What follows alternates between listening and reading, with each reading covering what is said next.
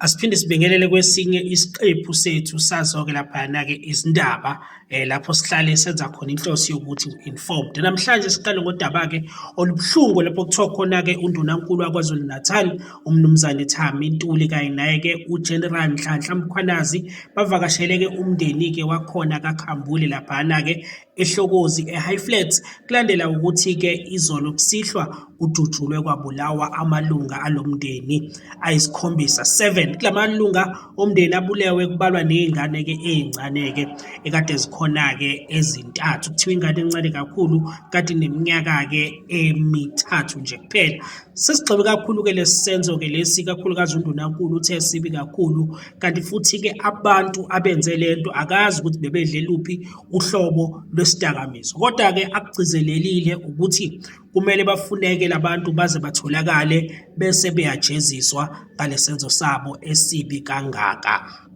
Asiqhubekele phambili-ke nazo iy'ndaba. Ngiyathemba ukuthi usalikhumbula udaba lakhe uPastor Mboro ngi-1 bewu-10 ngabaslides. Kuthiwa usededelwe ngayo-ke ibheyili yena-ke uPastor Mboro kanti unikwe ibheyili yakhe u-3,000 nokuyiyona-ke imali athe ummeli angakwazi ukuyi-afforda. Kwase kuthi-ke yena-ke lo akade ehamba naye-ke owayehamba naye ngenkathi benza icala wanikwa-ke i-free bail okusho ukuthi udedelwe ngayo-ke i-warning. UMboro-ke ubonakele-ke elokhu ethandaza ngale nkathi kuqhubeka lona icala. Kubukeka sengazuthi-ke igcine iphendulekile-ke imikhuleko yayo inceku uMboro kanti-ke ubesenikwa imigomo-ke ecacile nje ethi akufunakala sondele eduze kwesikole aboshelwa ukuthi wayekusona, akufunakali futhi ukuthi axhumane nabo-ke ofakazi. Ngaphezu kwalokhu kuthiwa-ke kudingeka ukuthi abuyele khona-ke enkantolo mhla ka-21 October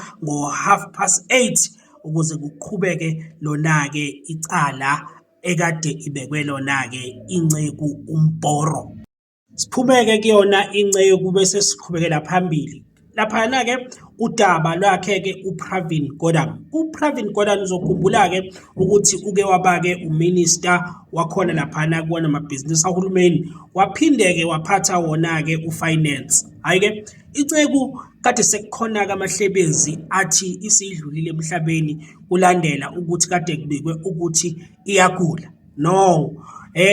Okhulumela umndeni kusekuvezile ukuthi akusile iqiniso lelo, inceku ikhona lapha esibhedlela ibambekile impela kodwa nje akusile iqiniso ukuthi akasekho uPravin njengoba abaningi kade sebeloku bethi rest in peace, rest in peace, rest in peace. Cha, akukakabi njalo. Imani musana ukuba nenhliziyo ezimbi kanjena. Mnikeni nje ithuba inceku ukuthi iqhubeke uformer minister aphile naye adlanhlamvana njengani.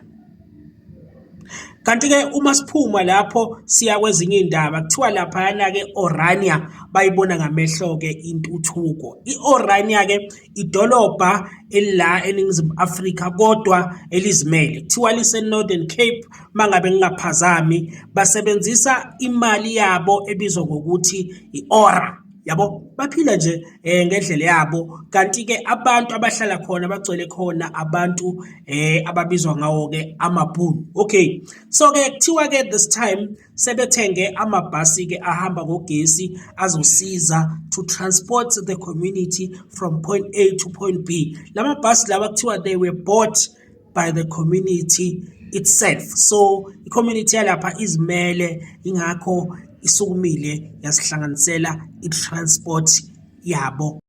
Uyakhumbula uPanyaza Lesufi laphaya ngenkathi ekhuluma e-address abantu base-Gauteng wayesethi, President, please sign that Bela bill. Yebo-ke kusasa ngayo-ke i-Friday okumhla ka-13 September kulindele ukuthi umengameli uPresident Cyril Ramaphosa asayine i-Bela bill ukuthi-ke ibe yiwona-ke umthetho. Kanti-ke kuthiwa-ke kulo mthetho lena-ke umzali angaboshwa iy'nyanga eziwu-12 uma ngabe ingane yakhe eyihlalisa ekhaya ingafundi, or ingane seyifike esikhathini sokufunda kodwa ingahanjiswa esikoleni. Kuthiwa-ke lokhu kuzoba ne-impact kakhulu kulaba abenza i-homeschooling, or futhi iphinde ibhene-ke yona-ke i-corporal punishment kwezinye-ke izinto. So ngokusho kwabo bathi izozama le bill ukuthi ishintshe i-system yaka-education, isolve nama-challenges amanye akhona,